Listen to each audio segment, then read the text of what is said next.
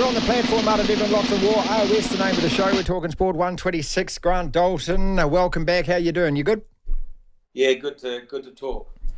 Well, what a massive year in store this is. How long have you been back in the country?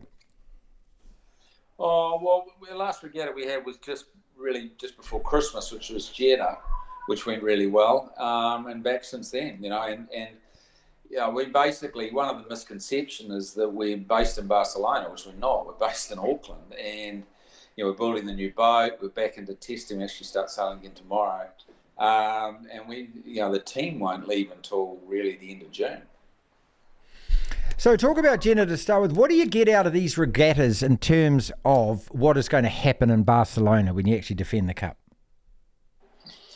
I don't think you can take too much out of it, because if someone produces all the sailing teams are good, right? So if someone produces the rocket ship, no matter how good your sailing team is, you're not going to see which way they win. But I think from our point of view, it's good for the whole team, because basically for the designers, if you think of it this way, they go, well, there's a sailing team that's now performing very well. If we can produce a good enough boat, then they're going to be able to, win the Cup. So it's a good lift for the team. And I think our sailing team has come a long, long way since we defended the Cup in 2021 to being very buttoned up now and really starting to hit their stride. How have they improved then? Tell us that. Like, what have they got better at? Well, we made some changes, first of all, and added some sort of new, Nathan Aldridge came into the mix with Pete. So that helps Pete, split sort of the tasks on board the boat, so he doesn't have to be the conductor in the orchestra and playing the band at the same time, and allows him to sort of focus on speed, whereas, say, Nathan's focusing on general, painting the picture of the course. And I think that's made a massive difference in the communications on the boat. And just as a sailing team, they're a lot more mature. We're debriefing well. Ray's doing a great job in the coaching along with JJ, Joshy, and it just made a step on, and I think quite a big step on. It was definitely in the review of 21, and we were pretty brutal on ourselves after 21, having won it twice. You need to be. And that was an area that we all wanted to improve, and I think that's possibly our biggest improvement to date.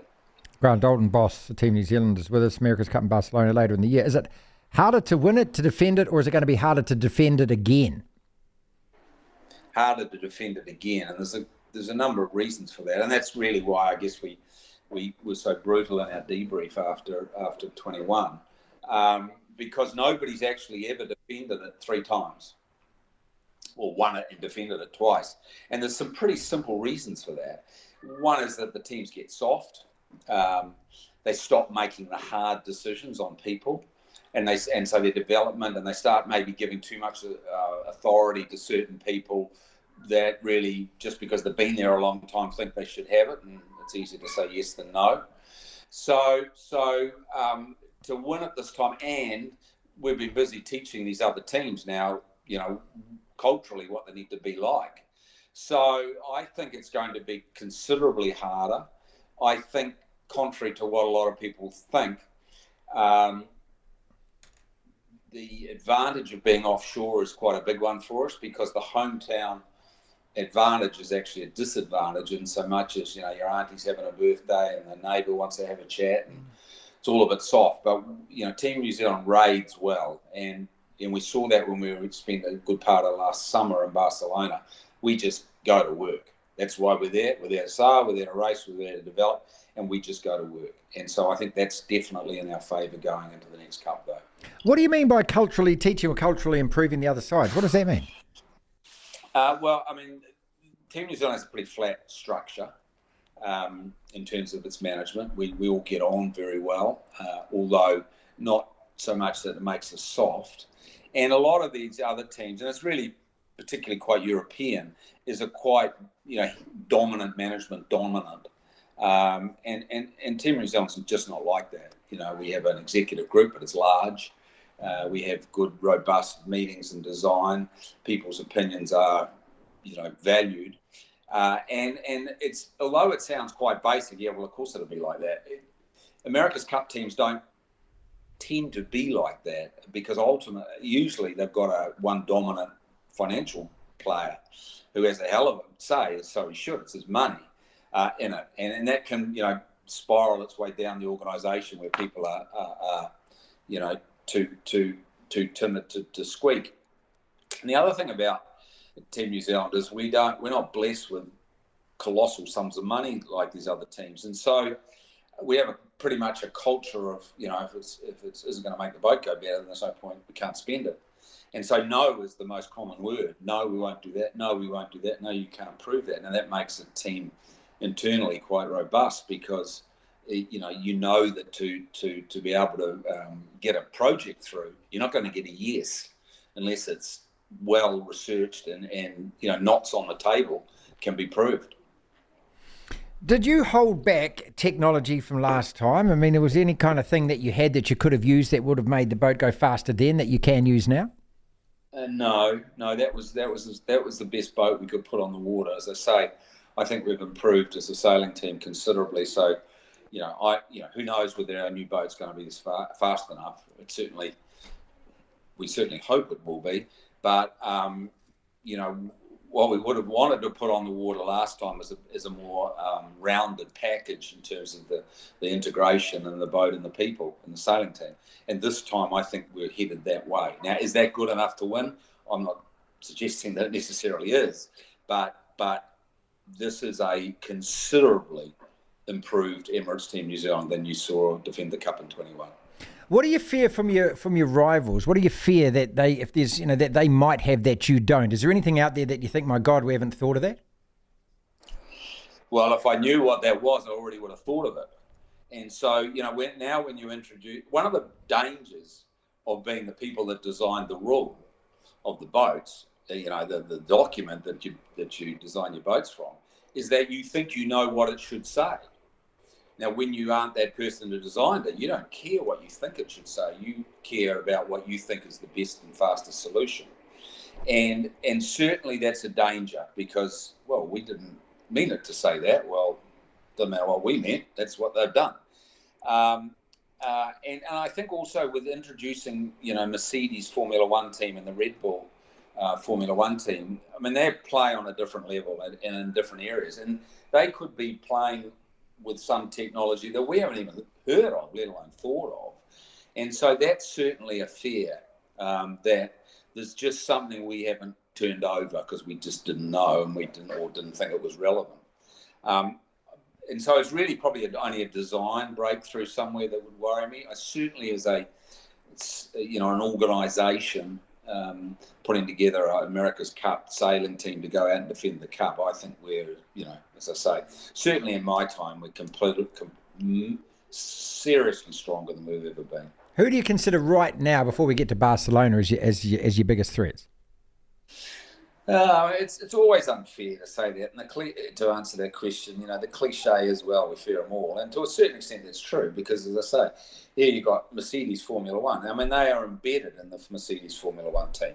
They're not kind of a piece off to one side. Their entire design team is based inside that Brackney Formula One office in near Silverstone.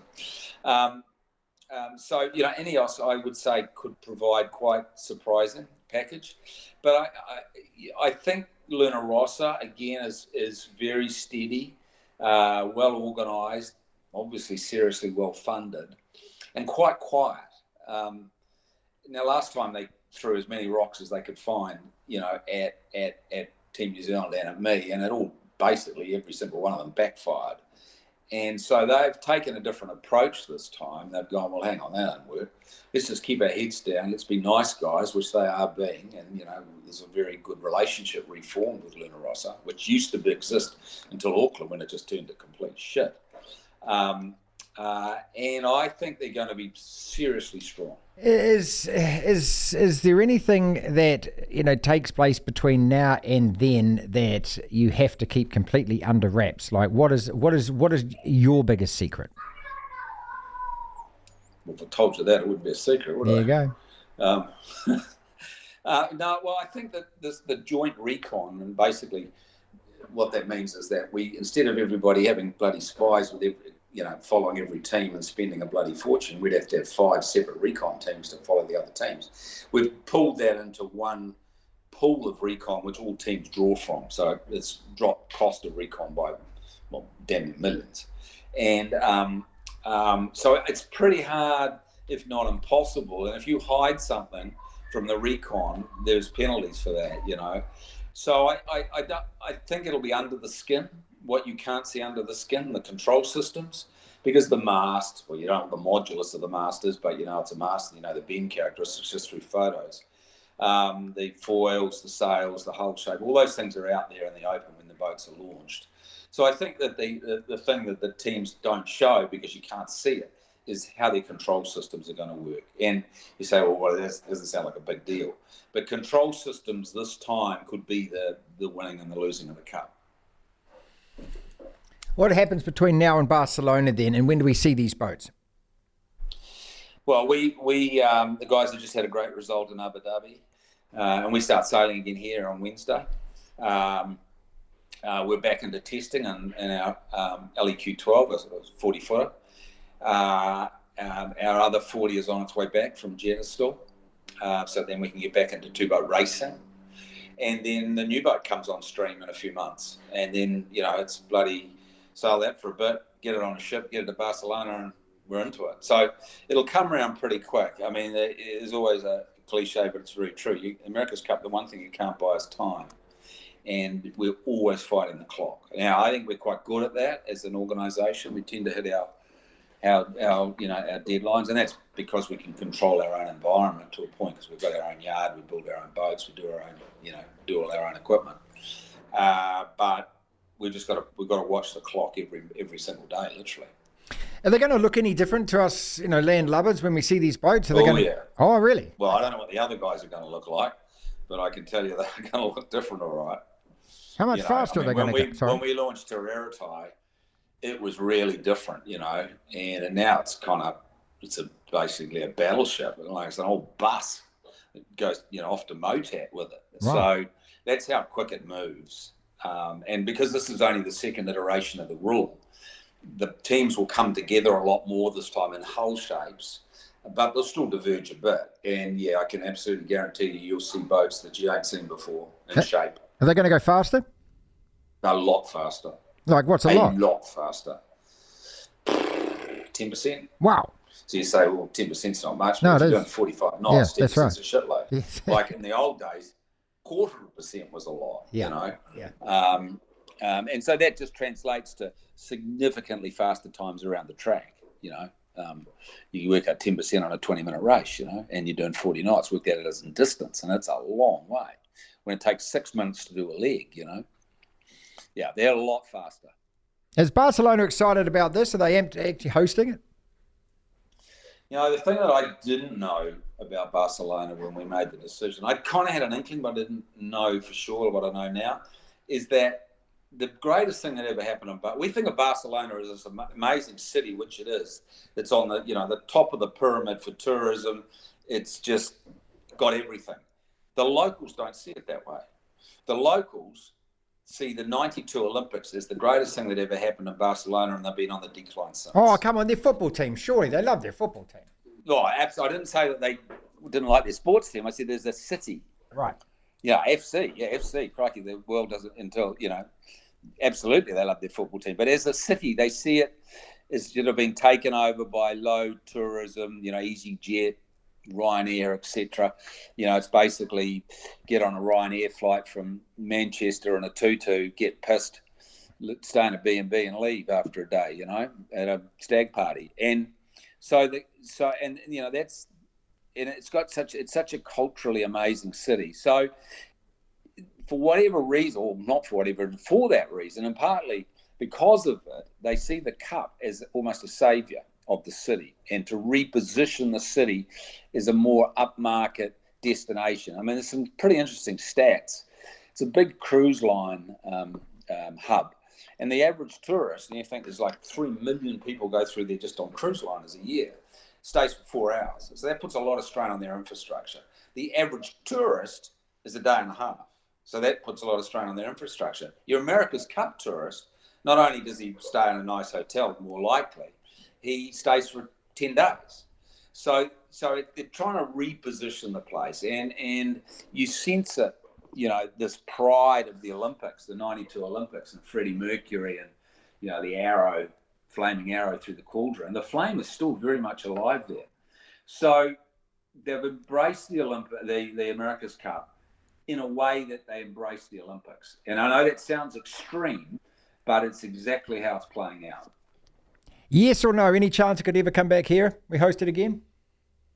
Absolutely. I mean, as I said when we went, sometimes you've got to burn the village to save the village. And I don't think we realised how bad it was going to get when we made that, reaching decision to take the cup away in the first place. We're based here. It's called Team New Zealand. So if the situation is correct, you got to bloody well defend it. Absolutely, can come back here, but it's got to be correct, because you'll lose it, and then it might take a couple of iterations before the situation financially is correct to come back here. But we want to take a bit of team, New Zealand with us to Spain as well.